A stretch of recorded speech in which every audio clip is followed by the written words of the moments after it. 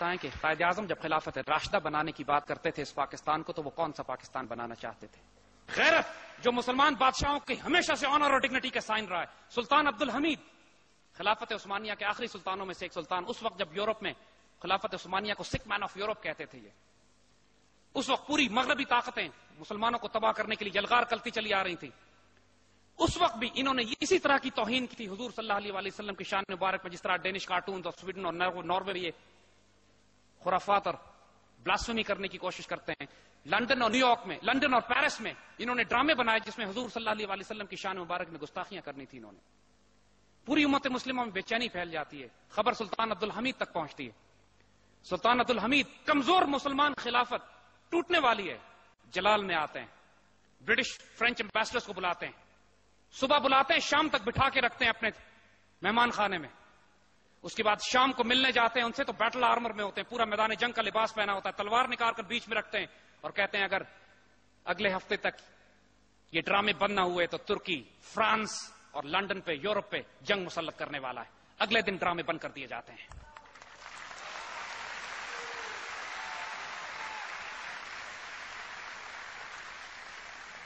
ٹیپو سلطان چاروں طرف سے دشمن میں گھیر لیے گئے ہیں.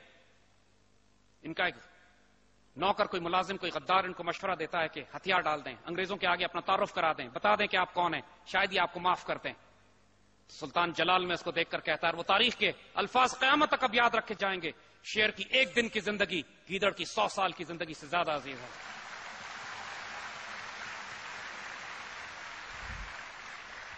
لیاقت علی خان جنہوں نے آبجیکٹو ریزولوشن پاس کی، اس وقت اسرائیل کروڑوں روپیہ لے کر پاکستان پہنچتے ہیں. اسرائیلی لیاقت علی خان سے رابطہ کرتے ہیں اور کہتے ہیں کہ ہم پاکستان کو امیر ترین ملک بنا دیں گے، ہم پاکستان کو جو مرضی امداد آپ کو چاہیے. یہ یاد رکھیے گا، یہ وہ پاکستان ہے کہ جو کشمیر میں جنگ کر رہا ہے، جہاں 50 لاکھ مہاجرین پاکستان پہنچے ہیں، 50 لاکھ شہداء راستے میں دیے ہم نے. ہمارے پاس کھانے کو نہیں ہے، فوج نہیں ہے، اکانومی نہیں ہے، انڈسٹری نہیں ہے، گورننس نہیں ہے، سول سروس نہیں ہے. صرف ہمارے پاس جو چیز ہے وہ غیرت ہے. لیاقت علی خان کہتے ہیں، اور ایسے پاکستان کو یہودی جو اس سے پہلے 1948 میں اسرائیل بنتا ہے تو ڈیوڈ بن گوریان اپنی قوم کو نصیحت کرتا ہے کہ ہمیں عربوں سے کوئی خطرہ نہیں ہے، ہمیں خطرہ پاکستان سے، جو مرضی تمہیں کرنا پڑے پاکستان کو تباہ برباد کرو. اور پاکستان کے قریب آنے کے لیے ان کو پاکستان سے سفارتی تعلقات قائم کرنے تھے. اس وقت کے لحاظ سے اربوں روپیہ لے کے لیاقت علی خان کے پاس آتے ہیں کہ یہ پیسے ہم آپ کو دیتے ہیں، پاکستان صرف اسرائیل کو تسلیم کر لے. اور لیاقت علی خان کا جواب سنیے، کہتے ہیں gentlemen, our souls are not for sale, ہماری آبرو بکنے کے لیے نہیں ہے.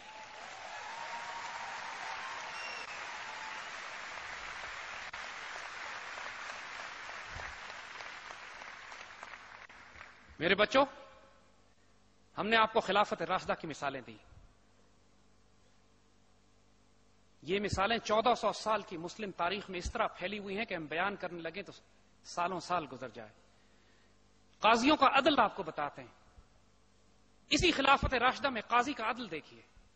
حضرت علی رضی اللہ تعالیٰ عنہ خلیفہ وقت ہیں. آپ کے ایمان پہ، آپ کی صداقت پہ، آپ کی شجاعت پہ کوئی شک نہیں کر سکتا. آپ کی ذرہ گم جاتی ہے بیٹل آرمر اور ایک یہودی کے پاس نکلتی ہے جو اسی اسلامی ریاست میں ایک ذمہ کی حیثیت سے، ایک منارٹی کی حیثیت سے زندگی گزار رہا ہے. آپ چاہیں تو صرف 2 سپاہی بھیجیں اور اپنی ذرہ واپس منگوا لیں. آپ خلیفہ وقت قاضی کی عدالت میں جا کے کیس کرتے ہیں کہ میری ذرہ اس یہودی کے پاس ہے، مجھے واپس دلائی جائے. اب جج کا مقام دیکھیے. جج خلیفہ وقت سے کہتا ہے گواہی پیش کریں. خلیفہ وقت کائنات کے سچے ترین وجود خود اپنے بیٹے حضرت امام حسین کو پیش کرتے ہیں، یہ میرا بیٹا گواہی دے گا کہ یہ ذرہ میری. پھر اپنے غلام کو پیش کرتے ہیں کہ یہ میرا غلام گواہی دے گا کہ یہ ذرہ میری. جج کا فیصلہ سنیں. جج کہتا ہے آپ کے حق میں آپ کے بیٹے اور غلام کی گواہی قبول نہیں کی جا سکتی، کوئی انڈیپینڈنٹ گواہ پیش کریں. اور جج فیصلہ یہودی کے حق میں دے دیتا ہے. خلیفہ وقت اپنے ہی قاضی کی عدالت میں مقدمہ ہار جاتے ہیں.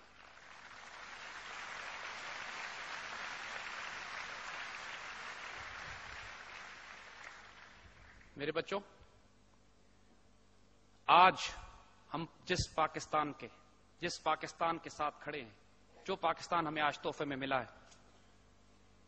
ایک بات ذہن میں رکھنا، یہ پاکستان، اس میں کوئی شبے کی بات نہیں ہے کہ اس پہ سایہ خدائے ذوالجلال بھی ہے اور اللہ کے رسول صلی اللہ علیہ وسلم کا خاص روحانی فیض بھی.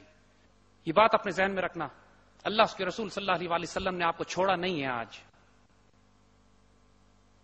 اب جو کام لیا جانا ہے وہ آپ سے لیا جانا ہے. آج پاکستان چاروں طرف سے خطرات میں گھیر لیا گیا ہے. آج پاکستان پر جو جنگ مسلط کی جا رہی ہے اس کو 4th جنریشن وارفیئر کہتے ہیں. ان حالات کی نزاکت کو سمجھو.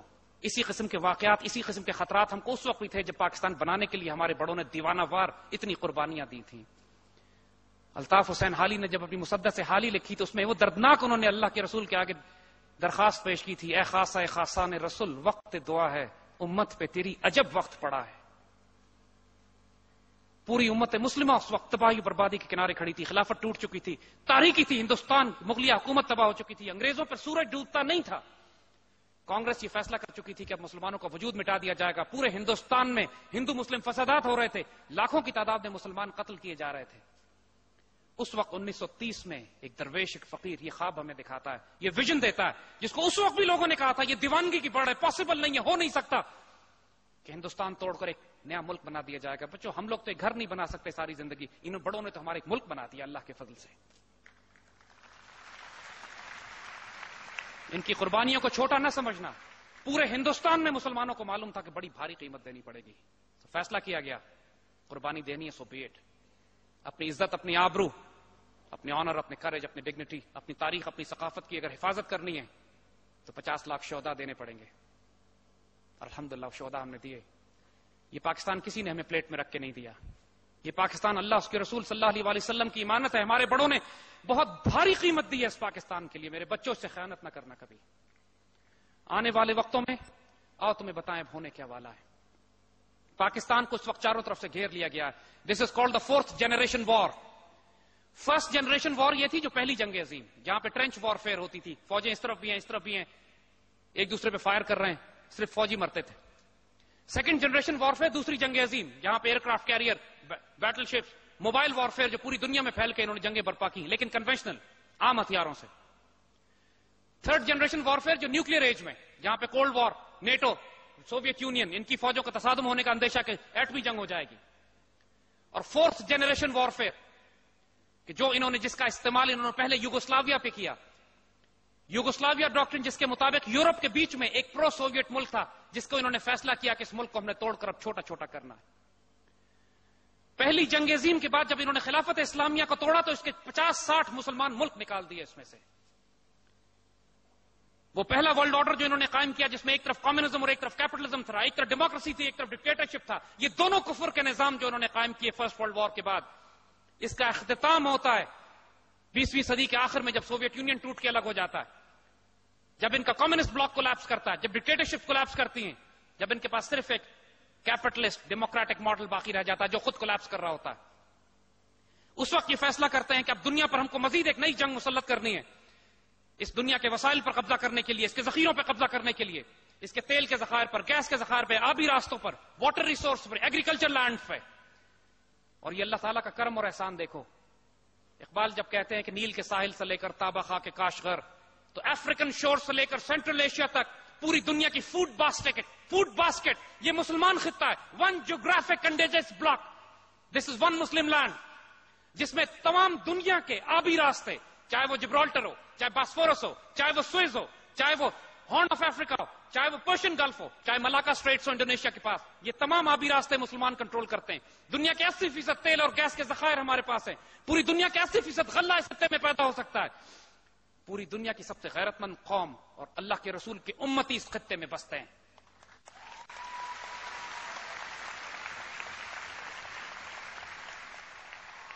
یہ مہم، یہ گفتگو جاری رہے گی صرف ARY نیوز پر.